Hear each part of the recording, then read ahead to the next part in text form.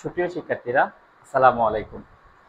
আজকে আমরা দেখব সোডিয়াম আয়ন শনাক্তকরণ।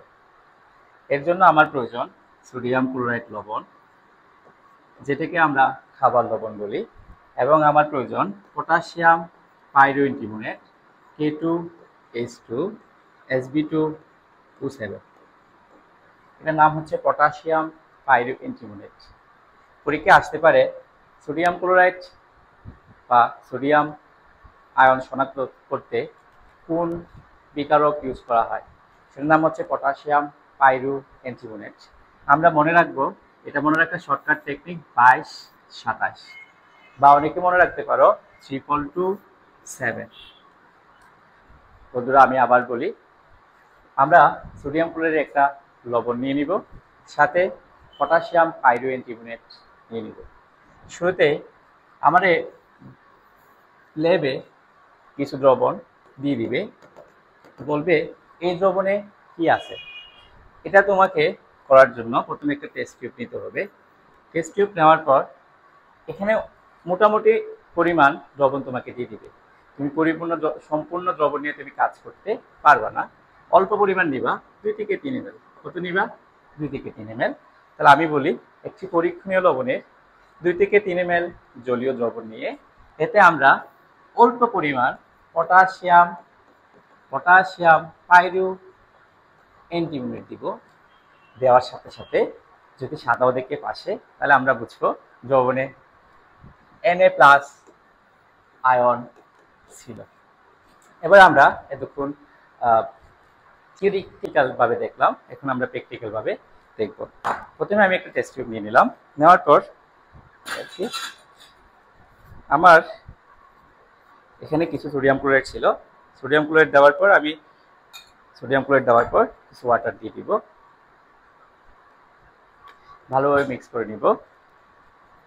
নেওয়ার পর টেস্ট টিউবে অল্প পরিমাণ NaCl নিল, খুব অল্প পরিমাণ নিলাম, দেখো 2 থেকে 3 ml। সেখানে আমি খুব অল্প পরিমাণ পটাশিয়াম পাইরোঅ্যান্টিমোনেট, সংকেত কি K2H2SB2O7, আমি দিয়ে দিলাম। দেখো অলরেডি সাদা অধিক্ষেপ চলে আসছে। যদি অধিক্ষেপটা সাদা হয়, অধিক্ষেপ কি হয়? সাদা হয়, তাহলে আমরা নিশ্চিত আমার দ্রবণে সোডিয়াম আয়ন ছিল। এখন আমরা পরীক্ষায় আসে এরকম কিছু কোয়েশ্চেন দেখে নিই। দেখো পরীক্ষায় আসছে নিচের কোনটি দ্বারা সোডিয়াম আয়ন শনাক্ত করা হয়। এটা আসছে কুমিল্লা বোর্ড 2017। তাহলে সবাই পারবা পটাশিয়াম পাইরোঅ্যান্টিমোনেট। ওকে, তাহলে আমরা কেমনে মুখস্থ করব? 22-27 K2H2SB2O7। পরটা দেখো খুব ইজি, কাবার লবণের সংকেত কি? এটা বাচ্চা বলাবানরাও পারবে, এটা হচ্ছে NaCl।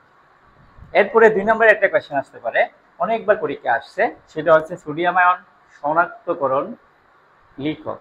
এটা আমরা কেমনে লিখবো সেটা আমরা একটু দেখাই। প্রথমে আমি NaCl নিয়ে নিব, সাথে K2H2SB2O7 দিয়ে দিব। বিক্রিয়া হওয়ার পর কি হয় দেখো, বিক্রিয়া হওয়ার পর হবে Na2H2SB2O7 প্লাস পটাশিয়াম ক্লোরাইড। এই বিক্রিয়া সমতাকরণ করি আমরা এখন। দেখো এখানে সোডিয়াম কয়টা? 2টা, আর এখানে সোডিয়াম কয়টা? 1টা। সামনে 2 দাও, 2 দেওয়ার কারণে ক্লোরিন 2টা হয়েছে, এদিকে সোডিয়াম 2টা, সামনে 2 দাও। তাহলে কার অধিক্ষেপ পড়ছে? সোডিয়াম পাইরোঅ্যান্টিমোনেটের সাদা অধিক্ষেপ পড়ছে। তাহলে আমরা এসছি দ্রবণে সোডিয়াম আয়ন ছিল।